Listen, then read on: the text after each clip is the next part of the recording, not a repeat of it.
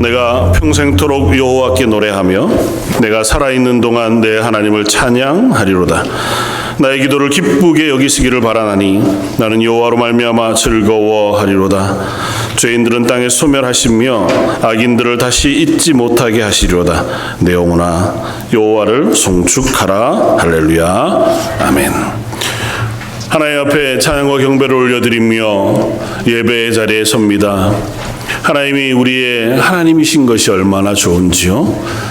저희들의 삶을 매일 주관해 주시고 지켜봐 주시며 또 등을 밀어 주시고 이끌어 주시고 은혜 베풀어 주시니 참 감사합니다. 이 무더운 여름 다시 하나님의 은혜를 사모하며 예배의 자리에 섭니다. 예배하는 모든 심령의 고백을 받으시고 예배 가운데 성령이 충만한 것으로 임하여 주옵소서. 오늘 말씀 예수님 이름으로 기도드립니다. 아멘. 전능하사 천지를 만드신 하나님 아버지를 내가 믿사오며 그 외아들 우리 주 예수 그리스도를 믿사오니 이는 성령으로 잉태하사 동정녀 마리아에게 나시고 본디오 빌라도에게 고난을 받으사 십자가에 못 박혀 죽으시고 장사한 지 사흘 만에 죽은 자 가운데서 다시 살아나시며 하늘에 오르사 전능하신 하나님 우편에 앉아 계시다가 저희로서 산 자와 죽은 자를 심판하러 오시리라. 성령을 믿사오며 거룩한 공회와 성도가 서로 교통하는 것과 죄를 사하여 주시는 것과 몸이 다시 사는 것과 영원히 사는 것을 믿사옵나이다. 아멘. 찬송가 36장을 함께 찬양하시겠습니다.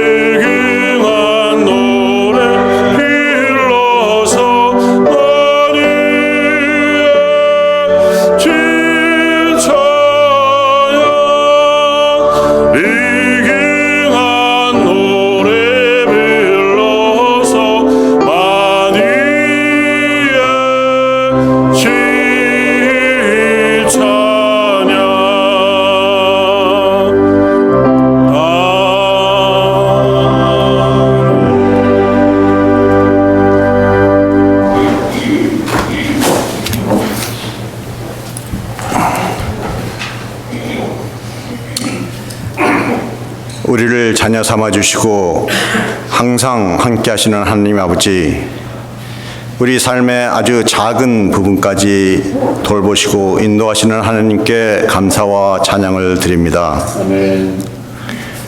거룩한 주님의 날 우리를 예배의 자리로 인도하신 성령 하나님께 감사드리며 신령과 진정으로 예배 드리오니 우리의 예배를 받으시고 예배 위에 축복하시고 홀로 영광 받으시옵소서.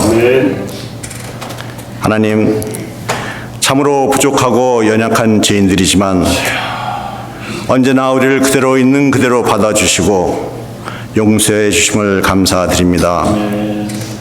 오늘도 십자가의 보혈로 깨끗이 하셔서 예배 드리기에 부족함이 없도록 인도하여 주시옵소서.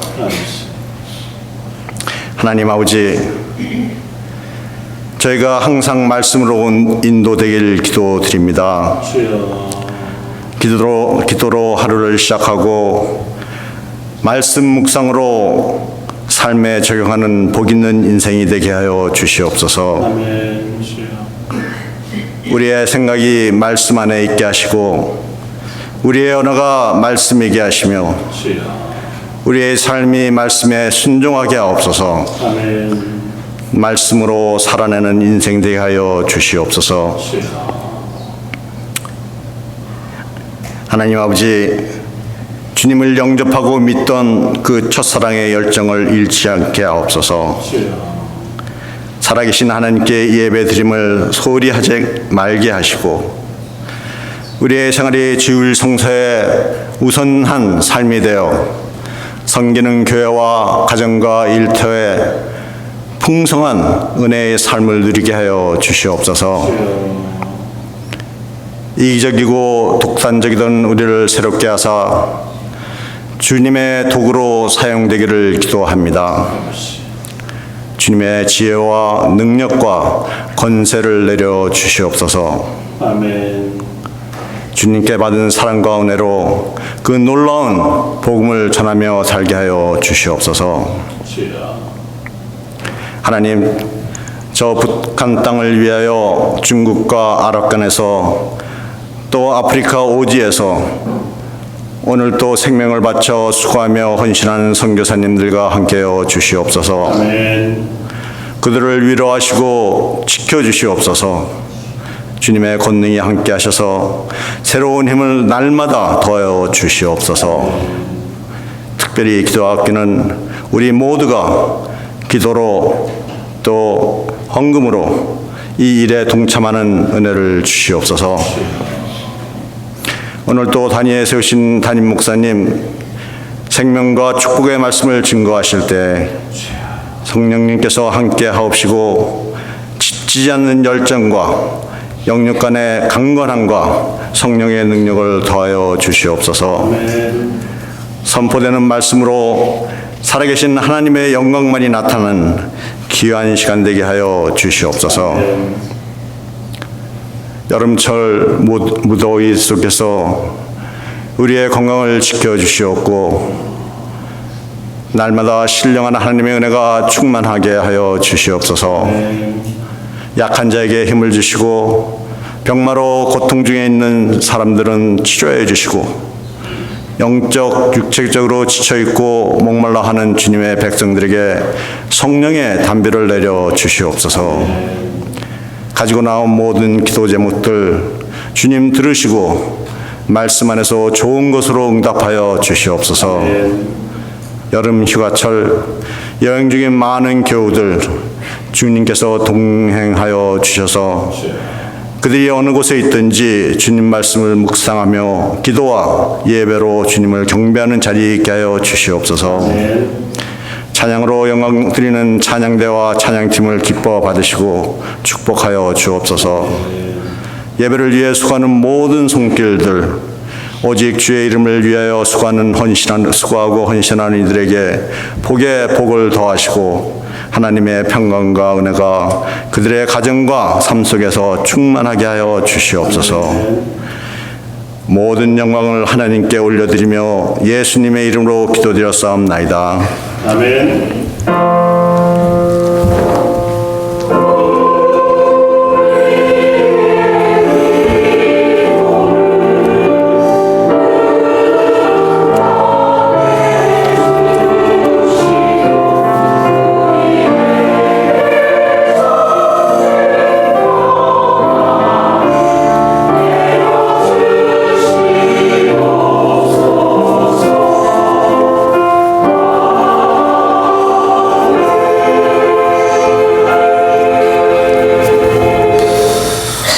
찬송가 321장을 함께 찬양하시겠습니다.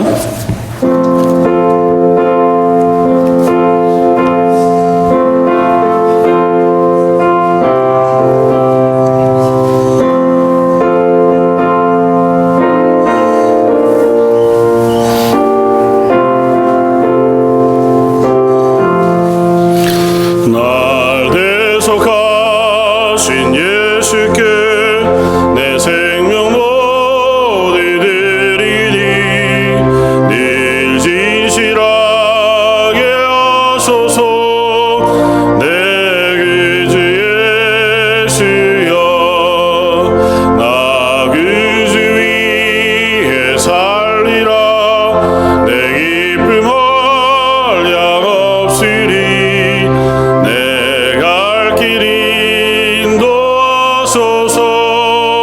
내 그 주 예수여 날 구원하신 예수를 일평생 의지하오니 날 영접하여 주소서. 내 그 주 예수여 나 그 주 위에 살리라. 내 기쁨 한량없으리. 내 갈 길 인도하소서. 내 그 주 예수여 주 십자가에 달리사 날 자유하게 했으니 내 몸과 마음을 주 위에 다스리게 하소서. 나 그 주 위에 살리라. 내 기쁨 한량없으리. 내 갈 길 인도하소서. 내 그 주 예수여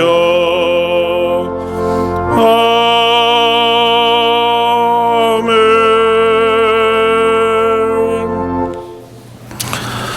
하나님의 은혜에 저희들이 이 땅을 살아갑니다. 하나님을 예배하는 것이 우리의 복인 줄 알아 예배의 자리에 섭니다. 하나님의 변화와 예배하며 저희들의 삶에 늘 필요와 일용할 것을 채우시는 하나님의 은혜에 감사하여 하나님 허락하신 것의 일부를 또한 예물로 드립니다. 주정원금으로 10의 1조로 감사의 물과 선교의 물을 주님께 드립니다. 이 헌금들은 하나님이 허락하신 것 중에 드리며 우리의 삶의 고백을 함께 드리오니 하나님 받아주시고 가장 귀한 곳에 하나님의 능력으로 더 풍성하게 사용하여 주옵소서. 아울러 드린 손길마다 복 주시길 원합니다. 그들의 건강을 책임져 주시고 그들의 삶의 문제들을 해결해 주시며 특별히 믿음으로 하나님의 삶을 살아갈 수 있는 귀한 성도들의 가정들 되게 하여 주옵소서. 성가대와 찬양팀이 마음을 다하여 하나님을 향하여 찬양을 올려드립니다. 하나님께서 먼저 찬양을 받아주시고 함께 찬양하는 모든 성도들의 고백과 그 찬양 속에 거하셔서 저희 성도들과 온 성가대원들 또 찬양팀의 심령이 더 크고 기쁜 감사로 채워지게 하여 주옵소서. 예배를 위하여 수고하는 모든 손길들의 섬김도 받아주시길 원하오며 모든 말씀 예수님 이름으로 기도드립니다. 아멘.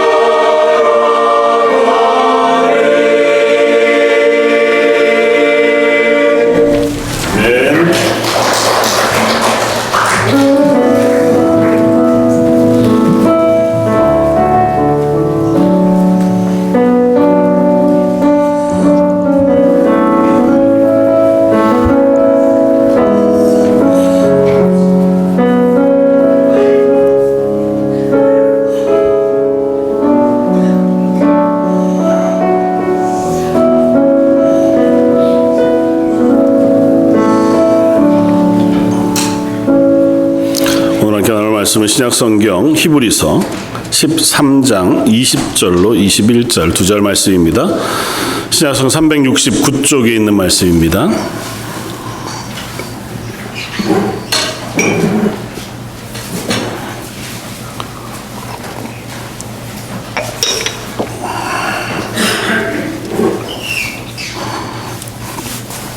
히브리서 13장 20절 21절 두 절 말씀, 우리 차였으면 한 목소리 같이 한번 봉독하겠습니다. 양들의 큰 목자이신 우리 주 예수를 영원한 언약의 피로 죽은 자 가운데서 이끌어내신 평강의 하나님이 모든 선한 일에 너희를 온전하게 하사 자기 뜻을 행하게 하시고 그 앞에 즐거운 것을 예수 그리스도로 말미암아 우리 가운데서 이루시기를 원하노라. 영광이 그에게 세세 무궁토록 있을지어다. 아멘.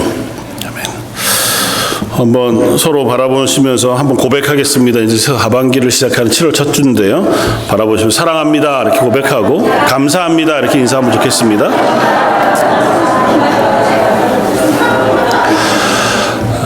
올 한 해를 시작하면서 감사로 세운 하나님의 나라라고 하는 주제를 가지고 이제 반년을 지났습니다.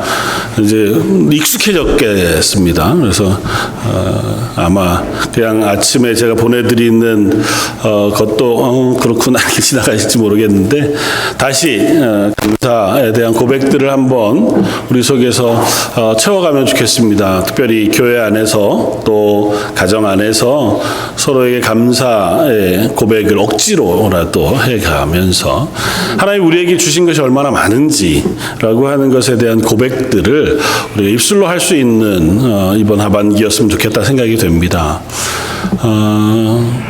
하나님이 우리에게 구원의 놀라운 은혜를 베풀어 주셨고 또 이미 하나님의 교회로 불러주셨고 여전히 오늘도 저희와 동행하시면서 저희를 하나님의 사람으로 살게 하시는 줄 믿습니다.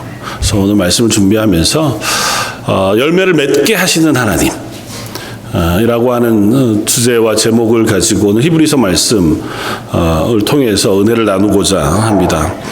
하나님은 우리를 부르셨고 우리를 교회가 되게 하셨습니다. 하나님의 자녀라고 불러주시고 의로운 성도라고 불러주셨습니다. 그런데도 불구하고 우리는 참 다양한 모습을 가지고 있습니다. 물론 태어날 때부터 지금까지 자라온 모양이나 혹은 성품이나 지금 처해진 환경이나 믿음의 정도라고 얘기하기는 어렵지만 믿음의 연수 혹은 고백들이 다 각기 다양한 모양으로 지금 이 자리에 모여 있는 줄 압니다. 그럼에도 불구하고 한 가지 분명한 것은 하나님 우리 각자 한 사람 한 사람에게 하나님의 부르심으로 부르셨고 그 믿음으로 그 길을 걷게 하시며 오늘 말씀으로 고백하는 것처럼 반드시 우리로 하여금 선한 열매를 맺게 하실 줄 믿습니다. 확신이 없으신가 봐요? 오늘 그 고백을 한번 하면 좋겠어요. 하나님은 우리를 반드시 선한 열매를 맺는 성도가 되게 하신다. 사실 열매 맺는다고 하는 것은 다양한 함의들이 있을 수 있지만 하나님은 자연을 만드실 때 천지를 창조하실 때에 우리들에게 너희는 씨 맺는 채소와 열매 맺는 나무의 과실을 먹으면서 삶을 살아갈 수 있도록 은혜를 베풀어 주셨습니다. 그래서 열매라고 하는 것들은 어떤 나무를 통하여 우리들에게 주어지는 그 과실들을 의미하는 것 같아요.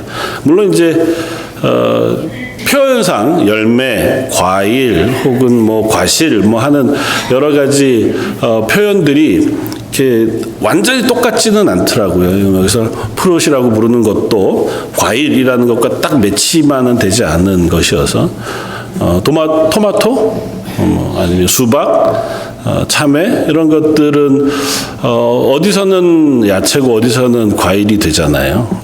다르기는 하지만 어쨌든 우리가 꽃을 피우고 그 꽃이 지면서 뒤에 열매를 맺은 그것들을 열매로 표현한다고 하면 그 열매들을 통해서 우리들은 새로운 힘을 얻고 그 열매가 그 나무가 어떤 나무인지를 알게 되어지는 증거 혹은 결과이기도 하겠다고 하는 사실을 우리가 깨닫습니다.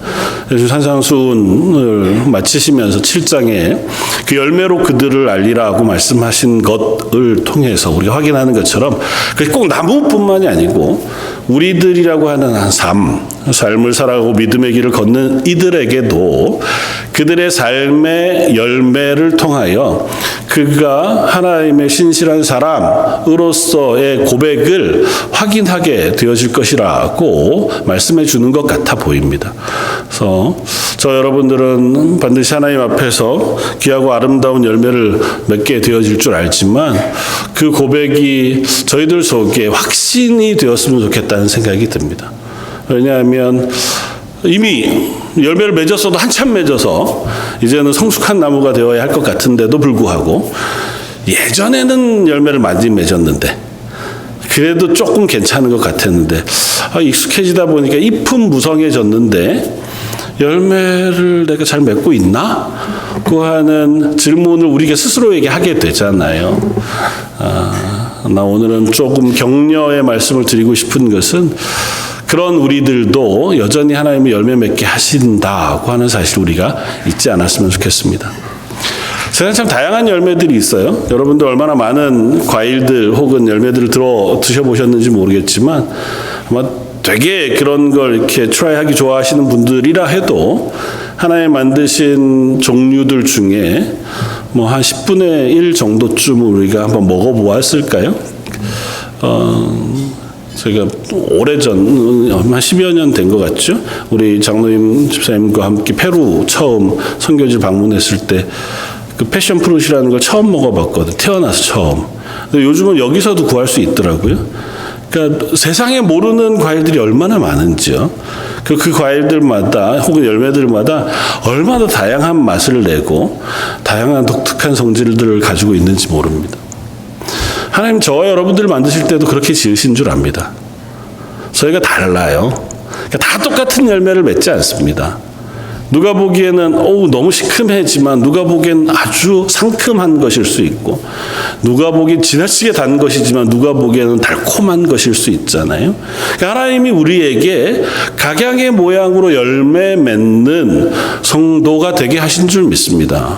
그래서 우리에게 주어진 삶 속에서 우리가 걸어가는 그 걸음 속에서 하나님이 내게 맺게 하시는 그 좋은 열매, 선한 열매, 아름다운 열매들을 하루하루 맺어가기를 기뻐하는 저 여러분들이 되시길 주님의 이름으로 축원을 드립니다. 오늘 히브리서 말씀을 통해 처음 고백하고 싶은 첫 번째는 이것입니다. 우리는 열매를 맺도록 부르심을 받은 사람들이다 하는 것입니다. 한번 따라하면 좋겠습니다. 우리는 열매 맺도록 부르심을 받은 사람이다. 아멘. 우리는 반드시 열매를 맺도록 부르심을 받았습니다. 성경이 이야기하는 선한 열매 혹은 성령의 열매, 하나님이 기뻐하시는 열매를 맺도록 부르심을 받았다고 하는 사실 우리가 인정하면 좋겠습니다. 히브리서 말씀은 저자가 명확하지 않습니다. 누가 썼다는 것을 성경 본문에서 기록하고 있지 않아서요. 그러나 보편적으로는 오늘 20절 이하의 인사 말씀들을 쭉 읽어보면 아마 바울이 썼겠다 그렇게 이제 이해합니다. 어쨌든 바울이든 혹은 어떤 저자가 아마 유대인들이 중심이 된 교회를 향하여 편지한 내용인 것 같고 그 내용은 우리가 믿음의 삶으로 부르심을 받았다고 하는 권면이고 그 믿음의 길을 우리로 하여금 담대히 걸어가도록 격려하고 있습니다. 그러면서 몇 가지 이야기를 하는데 우리의 믿음의 삶을 살아갈 때 우리에게는 보혜사가 있다고 하는 사실을 격려의 말로 전해줍니다. 특별히 구약과 비교해 가면서 구약의 대제사장이 우리와 하나님 사이에 중보가 되었던 것처럼 우리에겐 더 좋은, 더 큰 대제사장이 계시다. 바로 예수 그리스도시다. 그래서 예수님이 우리를 믿음으로 살아가는 삶에 이유가 되시고 그 생명을 주신 일뿐만 아니라 지금도 우리의 걸음에 동행하고 계시다고 하는 사실을 선언해 보여줘요. 그리고 오늘 마지막 인사 말씀에 속하는 13장에 오기까지 우리가 잘 아는 히브리서 11장 믿음의 장을 통과하면서 우리들에게 그 증거가 있다. 성경 안에 구약의 많은 신앙의 선배들, 그들의 걸음들을 우리가 통해서 교훈을 얻고 용기를 얻을 수 있다는 것입니다. 왜냐하면 믿음으로 살아가는 삶이 편안하지만은 않기 때문이에요. 세상 가운데에 믿음을 가지고 하나님 앞에서 기쁘게 살아가려고 하는 그 걸음은 잦은 도전, 위협 혹은 고난 속에 놓여질 수 있다고 하는 사실들을 인정합니다. 특별히 히브리서를 쓰고 읽던 그 첫 1세기 교회는 심각한 핍박이 있었던 시절이었기 때문에 예수 그리스도를 믿는다는 것, 혹은 교회가 된다는 것, 혹은 모여서 예배드린다는 건 손해를 감수해야 하는 일이었습니다. 이때뿐만 아니라 지금 또 여전히 우리가 예수 믿으면 되게 유익한 혹은 나한테 베네핏이 더 많아지는 그런 것들, 우린 당연히 그렇죠. 믿음으로 사니까. 그럼에도 불구하고 세상 가운데에서는 손해보는 것 같은 때가 없지 않거든요. 시간적인 손해를 보는 것 같기도 하고, 또 사람들의 조롱을 받는 것 같기도 하고, 또 사람들은 이상히 여기는 삶을 살아가는 것 같기도 해 보인단 말이죠. 그럼에도 불구하고 우리가 이 믿음의 길을 걸어갈 수 있는 건 앞서 믿음의 삶을 살아갔던 11장의 믿음의 선진들의 삶이 우리에게 그 믿음의 열매들을 어떻게 맺어갔는가를 증명해 주기 때문이라고 권면합니다. 그러면서 오늘 마지막 인사이자 기도의 내용을 이렇게 씁니다. 20절, 양들의 큰 목자이신 우리 주 예수를 영원한 언약의 피로 죽은 자 가운데서 이끌어내신 평강의 하나님이. 20절 한 줄로 줄이면, 한마디로 줄이면 하나님이에요. 그 하나님이 모든 선한 일에 너희를 온전하게 하사 자기 뜻을 행하게 하시고 그 앞에서 즐거운 것을 예수 그리스도로 말미암아 우리 가운데 이루시기를 원하노라요. 줄이면 하나님이 우리 가운데 하나님이 기뻐하시는 일을 이루시기를 원한다는 것입니다. 하나님이 우리 가운데 하나님이 기뻐하시는 일을 이루는 것을 열매 맺는 것이라고 표현한다면 기도는 이것입니다. 하나님께서 우리 가운데 하나님이 기뻐하시는 열매 맺게 하시기를 기도한다는 것이고, 그냥 소원과 소망에 있는 것이 아니라 확신과 권면입니다. 하나님 그렇게 하실 것이다 라고 고백해요.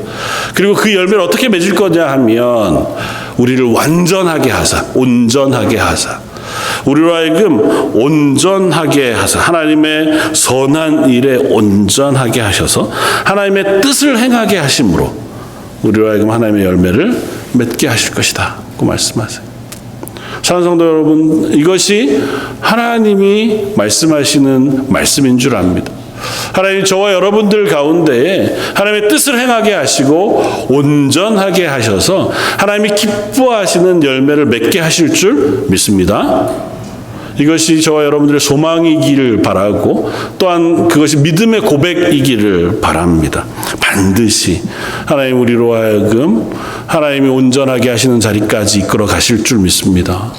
그리고 하나님 기뻐하시는 일을 행하게 하실 줄 믿습니다. 그리고 그것 앞에서 하나님이 기뻐하시고 즐거워하는 것을 우리도 기뻐하며 즐거워하게 하실 줄 믿습니다. 이 이야기를 우리가 살펴보려면 앞선 히브리서 11장 믿음상의 믿음의 선진들의 이야기들도 우리가 증거로 살펴볼 수 있습니다. 히브리서 11장의 제일 긴 이야기를 차지하고 있는 사람 누굴까요? 요셉이요?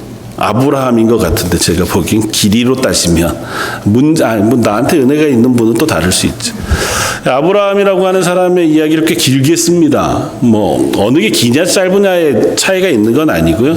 아브라함의 이야기를 한번 살펴보면 아브라함 믿음의 조상이라고 불려요. 믿음으로 구원 얻는 사람의 조상이고 하나님이 그를 의롭다고 선언해 주신 사람입니다. 그럼에도 불구하고 그 인생의 여정을 살펴보면 하나님이 그에게 믿음을 넣으시기를 원하셨고 그를 기꺼이 믿음의 사람으로 만들어 가셨다고 하는 사실을 확인할 수 있습니다. 다른 표현으로 하자면 하나님은 아브라함이란 나무를 열매 맺게 하시기 위하여 그를 향하여 끊임없이 일하시고 끊임없이 말씀해주고 계시다고 하는 사실을 우리가 확인할 수 있습니다.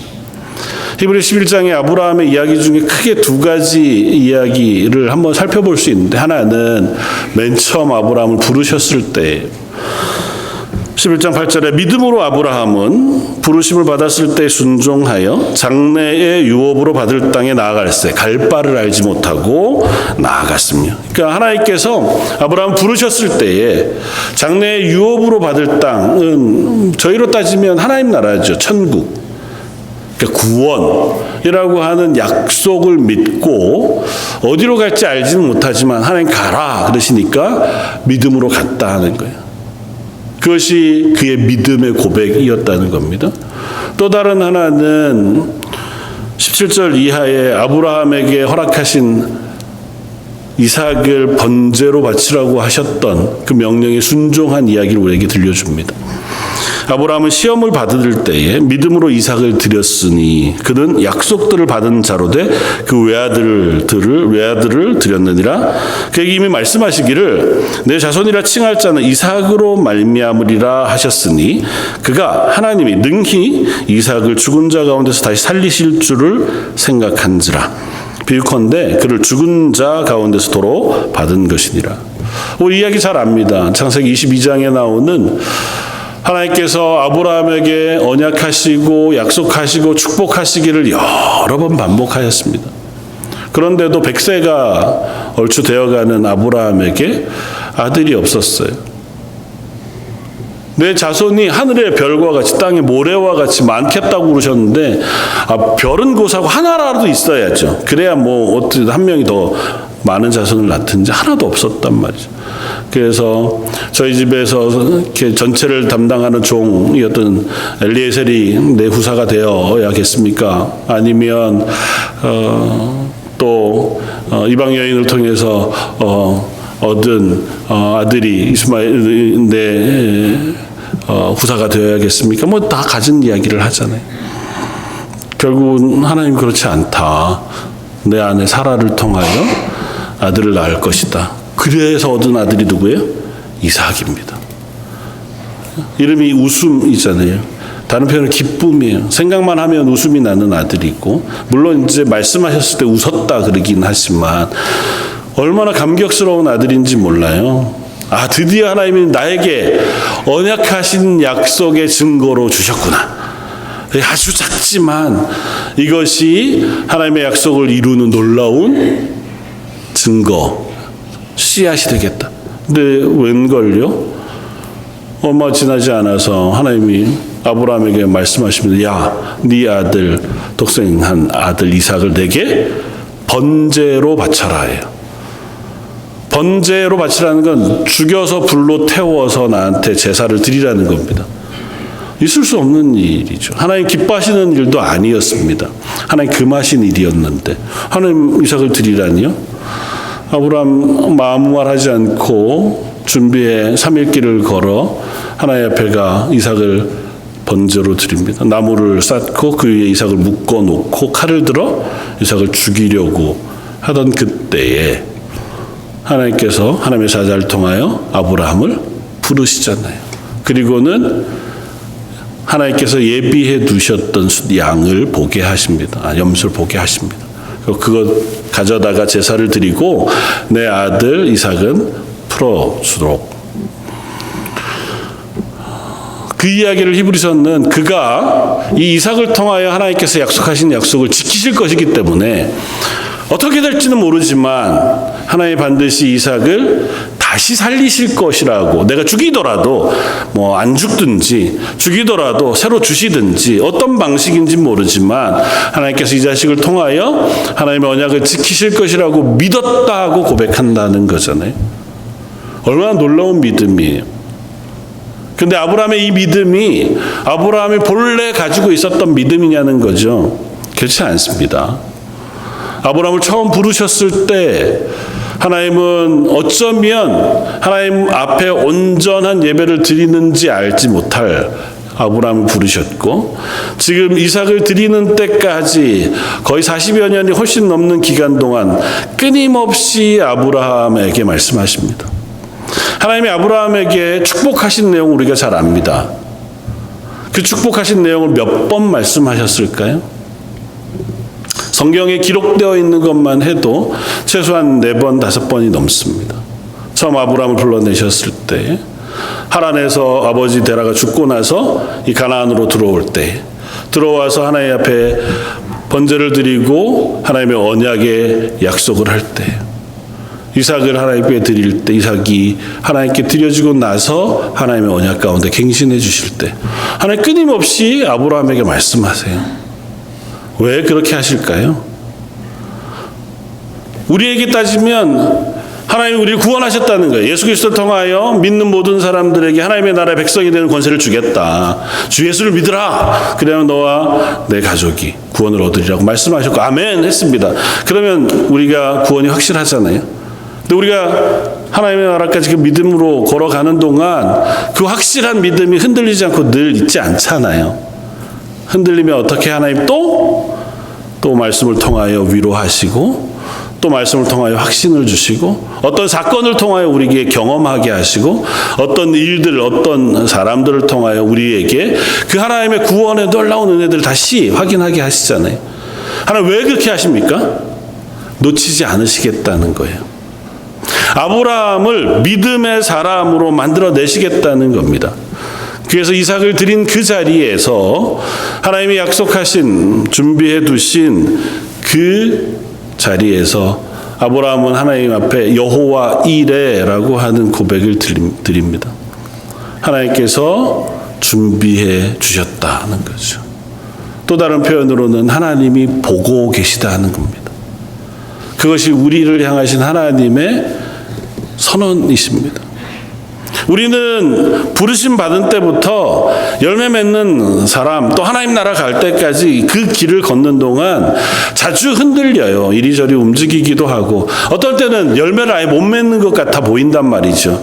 그때도 하나님 우리를 보고 계시고 우리를 위하여 준비하고 계시다는 겁니다.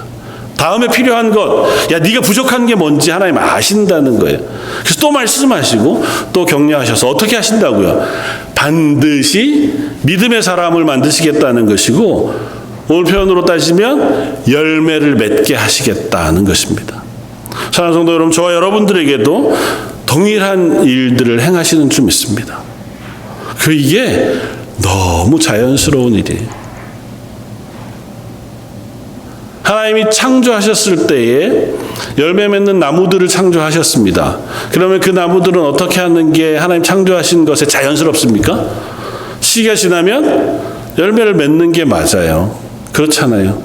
꽃이 피고 꽃이 지고 나면 그 꽃이 진 자리에 열매가 맺어지는 게 하나님 창조 원리에 합당합니다. 그죠? 저 여러분들 하나님께서 부르셨어요. 하나님의 자녀로 택하셨습니다. 예수 그리스도의 보혈의 피로 죄에서 건져 하나님의 사람으로 변화시키셨어요. 그러면 반드시 우리의 삶에는 열매가 맺어지는 게 자연스러운 거예요. 성령의 열매가 맺어지는 게 자연스럽고 하나님 기뻐하시는 선한 열매가 맺어지는 게 너무도 당연합니다. 다시 말하면 저와 여러분들은 하나님께서 기뻐하시는 열매를 맺도록 부름을 받은 사람들이라는 사실 잊지 마십시오. 그러나 다행인 것은 그걸 우리의 애씀으로 하게 하시지 않는다는 거예요. 두 번째 고백하기는 하나님은 우리의 열매 맺는 삶을 예수 그리스도를 통하여 하나님이 하신다는 것입니다. 오늘 본문은 이렇게 20절을 길게 씁니다. 하나님이라고 하는 이 주어를 이렇게 부연해요. 양들의 큰 목자이신 우리 주 예수 그리스도, 우리 주 예수를 영원한 언약의 피로 죽은 자 가운데서 이끌어내신 평강의 하나님이. 그러니까 예수님은 모든 목자들의 큰 목자세요. 우리를 양과 같이 여기시는 하나님께서 우리를 보호하시고 우리를 이끌어주시는 그 목자가 되시는데, 심지어 그 목자이신 예수 그리스도, 그 예수 그리스도를 언약의 피로 죽은 가운데에서 일으켜 세우신 능력의 하나님, 그 하나님이 우리로 열매 맺게 하신다는 거예요. 하나님이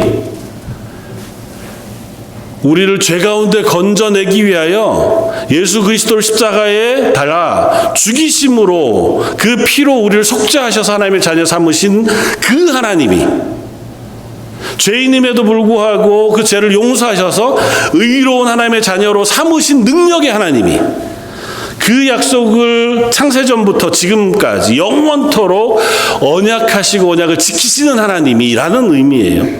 그 하나님이 저와 여러분들을 열매 맺게 하시겠다고요. 그 능력의 하나님이 저와 여러분들을 믿음의 길 걷게 하시겠다고 선언하고 있는 겁니다. 그 하나님이 우리로 하여금 하나님이 기뻐하시는 일을 하게 하시겠다는 거예요. 그리고 그 일을 하나님이 능력으로 하시지만 누구 안에서요? 예수 그리스도 안에서 하신다고요. 예수 그리스도의 보혈의 피, 그것을 우리를 변화시키셔서 예수 그리스도로 말미암아, 임마누엘로 동행하신 예수의 영이신 성령으로 말미암아 우리로 이 일을 행하게 하신다고요. 사랑하는 성도 여러분, 저희의 힘으로 하려면 한계가 있습니다. 그렇다고 해서 하나님이 니네 힘으로는 내비두라, 내가 다 할 테니까 니네 그냥 가만히 있어도 되라고 말씀하시지는 않아요. 하나님은 하나님의 힘으로 하시지만 우리로 함께 그 일에 동역하라고 부르세요. 이상하죠?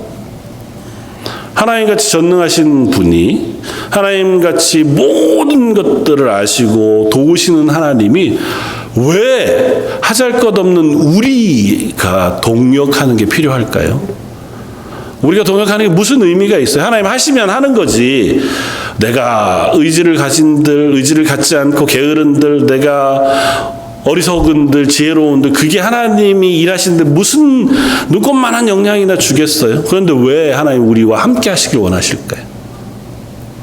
하나님 우리를 사랑하시는 거예요. 하나님 우리를 인정하시는 겁니다. 내가 니네를 그런 일을 할 수 있는 존재라고 인정하시는 거예요. 넌 변화되었으므로 더 이상은 악한 열매가 아니라 선한 열매를 맺는 사람이 되었다고 인정해 주시는 거예요. 하나님의 말씀을 들으면 순종할 수 있는 존재가 되었다고 인정하시는 거예요. 말하면 말귀를 알아듣는 존재구나 라고 인정해 주시는 거예요. 하나님 저와 여러분들을 하나님이 기뻐하시는 게 뭔지 깨달아 알고 나도 그 기뻐하는 것을 함께 기뻐할 수 있는 존재라고 인정해 주셔서 하나님 우리와 동역하시길 원하시는 거예요. 하나님 실력이 없으셔서가 아니고 또 다른 이유가 있어서가 아니에요.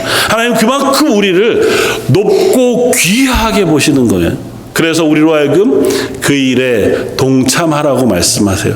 자발적으로 내 의지를 꺾어 내가 세상의 유혹이 아니라 하나님 기뻐하시는 말씀에 순종할 수 있는 존재라고 인정해 주셔서 저와 여러분들 그 자리로 부르신 줄 믿습니다. 사랑하는 성도 여러분, 그 하나님의 부르심 앞에 아멘으로 응답하여 우리가 하나님이 기뻐하시는 열매를 맺어갈 수 있는 저 여러분들 되시기를 주님의 이름으로 축원을 드립니다. 하나님 반드시 우리를 그렇게 하실 것일 뿐만 아니라 우리 가운데 그렇게 할 능력을 부으시는 하나님이신 줄 믿습니다. 성경은 여러 곳에서 예수님의 비유의 말씀들을 통하여 우리를 나무로 비유해 주고 계세요. 예수님이 잡히시던 날 저녁에 제자들과 함께 마지막 만찬을 하시면서 비유해 말씀해 주시는 말씀을 우리가 압니다. 요한복음 15장 1절에 나는 참 포도나무요 너희는 내 아버지는 농부라. 무릇 내게 붙어 있어 열매를 맺지 아니하는 가지는 아버지께서 그것을 제거해 버리시고 무릇 열매를 맺는 가지는 더 열매를 맺게 하려 하여 그것을 깨끗하게 하시느니라. 너희는 내가 일러준 말로 이미 깨끗하여 졌으니 내 안에 거하라. 나도 너희 안에 거하리라.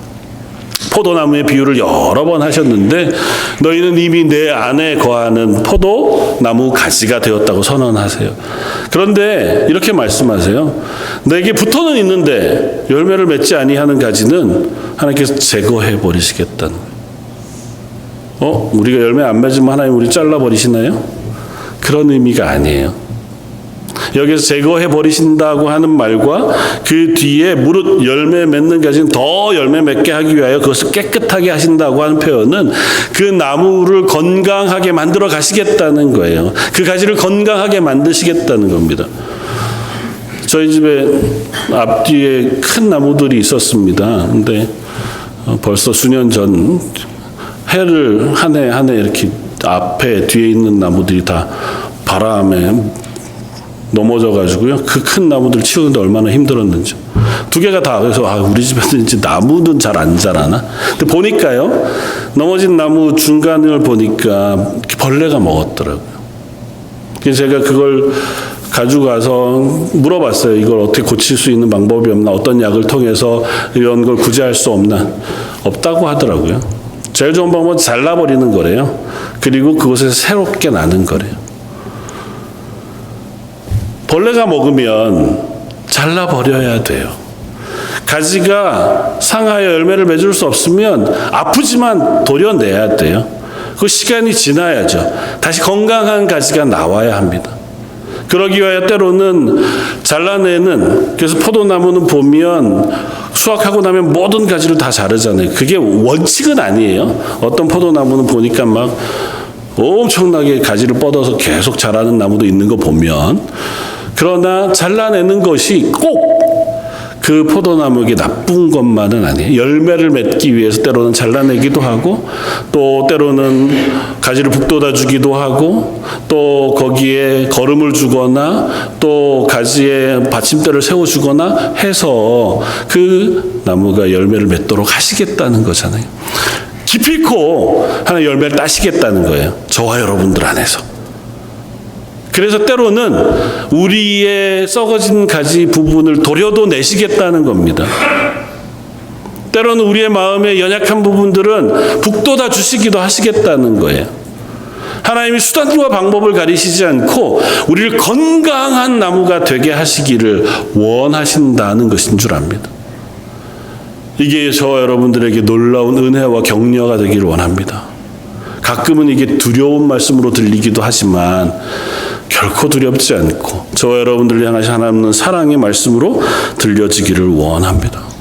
사랑하는 성도 여러분, 그렇게 해서 하나님 저와 여러분들에게 열매를 맺게 하시기를 원하시는 줄 압니다. 그러나 두려운 말씀 우리가 잘 압니다. 예수님이 잡히시던 그 주간에 예수님은 예루살렘 성을 드나드시면서 어느 날 한 아침에 시장하셔서 길 가던 중에 무화과 나무를 보셨습니다. 그리고는 그곳에 가서 무화과를 하나 따시려고 보았더니 열매가 없었다는 거잖아요. 그 무화과를 저주하셨습니다. 그 시로 그 무화과가 말라 죽었습니다. 여러 의미가 있지만 아주 단순하게는 이 무화과는 이스라엘을 의미해요. 다시 말하면 하나님께서 택하신 저와 여러분들을 의미할 수도 있습니다. 열매 맺지 아니하는 나무, 무성한 가지는 있지만 열매를 맺지 아니하는 나무는 그 자체로 쓸모가 없다고 말씀하시는 것이기도 하거니와 그런 나무를 하나님 원치 않으시는 거예요. 저 여러분들을 향해서 동일하십니다. 그래서 하나님은 우리가 열매 맺는지 안 맺는지 보시고 안 맺으면 다 잘라버리셔 죽이시겠다는 의미가 아니에요. 그만큼 단호하게 하나님은 저와 여러분들에게 열매 맺게 하시기를 원하신다는 것인 줄 압니다.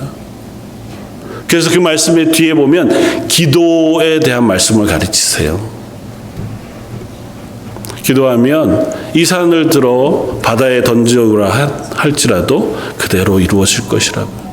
우리로는 열매 맺을 수 없죠. 우리가 무슨 실력이 있어서 선한 열매, 성령의 열매를 맺겠어요. 그러나 기도를 통하여 하나님께서 우리에게 은혜 베풀어 주시면 저와 여러분들이 선한 열매, 성령의 열매를 맺는 하나님의 사람 되는 줄 믿습니다.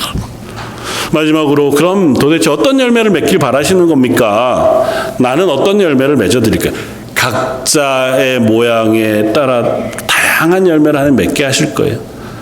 히브리서는 아주 단순한 얘기를 합니다. 13장 1절을 시작하면서 아주 실제적인 몇 가지 조언을 격려의 말씀으로 줘요.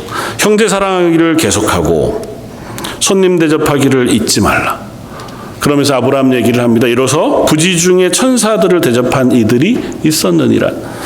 너희도 함께 갇힌 것 같이 갇힌 자를 생각하고 너희도 몸을 가졌은즉 학대 받는 자를 생각하라.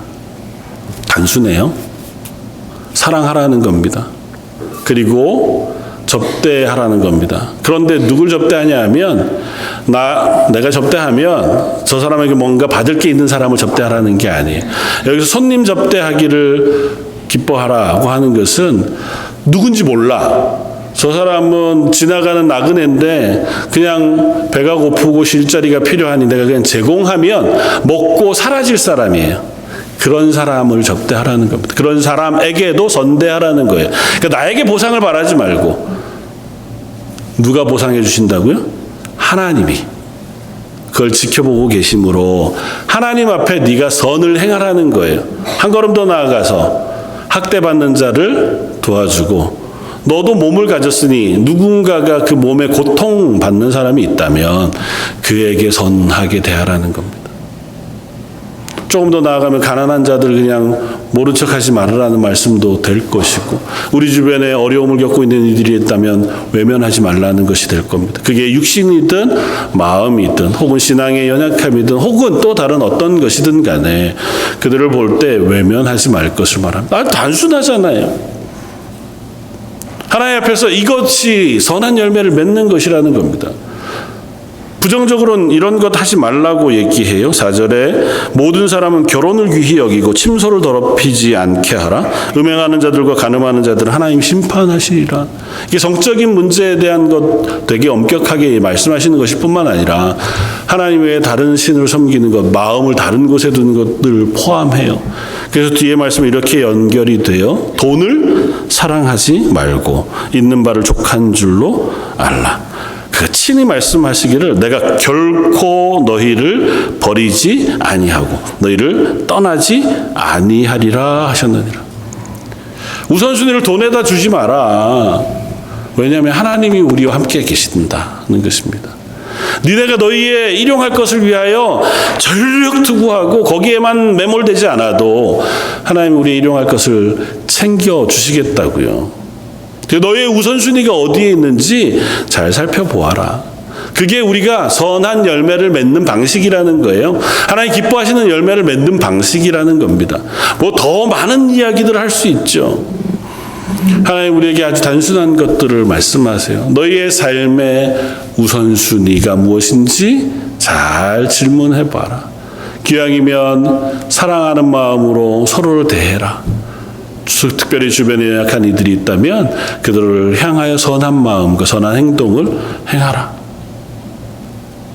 저 여러분들 이 시간 함께 모여 예배하는 것 하나님께 드리는 아름다운 열매인 줄 믿습니다. 저 여러분들이 기도하는 것 역시 하나님께 드리는 열매가 되리라고 믿습니다. 나의 필요를 위하여가 아니라 누군가를 위하여 중보하여 드리는 기도를 하나님 귀한 열매로 받으시는 줄 믿습니다. 사랑하는 성도 여러분, 교회를 위하여 수고하여 섬기거나 한 가정을 위하여 수고하여 일하는 것 하나님 받으실 만한 열매인 줄 믿습니다. 내게 주어진 인생을 때로는 지치고 힘겹지만 신실하게 뚜벅뚜벅 그 걸음을 걸어가는 것 역시 하나님 우리에게 맡기신 열매 맺어가는 것인 줄 믿습니다. 우리 자녀들을 쉽지 않지만 위하여 기도하고 격려하여 믿음의 사람으로 자라가도록 돕는 것 역시 우리가 맺을 수 있는 가장 아름다운 열매 중에 하나이라고 믿습니다. 그 모든 과정 속에 우리의 성품이 성령의 열매를 맺어가는 그와 같은 자리로 향해 갈 수 있다면 더할 나위 없이 아름다운 열매를 맺어드리는 것이겠다 생각합니다. 가끔은 해거리를 할 수 있습니다. 그러나 분명한 것은 그로부터 영원토록 열매 맺지 않는 삶은 하나님의 사람의 삶은 아닙니다. 기도하기는 하나님 이번 하반기 저희가 순간순간 매일매일 입술로라도 감사의 고백과 열매들을 맺게 하시고 주변에 있는 이들을 위하여 기도함으로 기도의 열매를 맺게 하시고 예배하는 자리에서 늘 하나님의 은혜를 구함으로 예배의 열매도 맺게 하여 주십시오. 기도하는 저 여러분들 되시기를 주님의 이름으로 축원을 드립니다. 한번 같이 기도하겠습니다. 감사 찬양을 받으시기에 합당하신 주님, 저희를 부르셔서 하나님의 것 삼으시고 또 하나님의 말씀과 은혜를 베풀어 주셔서 저희로 하여금 열매 맺는 하나님의 자녀가 되게 해주시니 감사합니다. 여전히 저희는 보기에 맛이 그리 썩 훌륭하지 않은 것 같은 열매들을 맺는 것 같습니다. 그러나 하나님이 또 저희를 북돋아 주시고 때로는 가지치기 해주시고 격려해 주시면 저희가 하나님께 드릴 만한 완전한 기뻐하실 만한 열매를 맺어드리는 사람들 될 수 있는 줄 믿습니다. 런던 제1장로교회 모든 성도들 그들의 삶을 하나님 기뻐하시는 열매로 받으시기를 원하오며 모든 말씀 예수님 이름으로 기도드립니다. 아멘. 찬송가 354장을 함께 찬양하시겠습니다.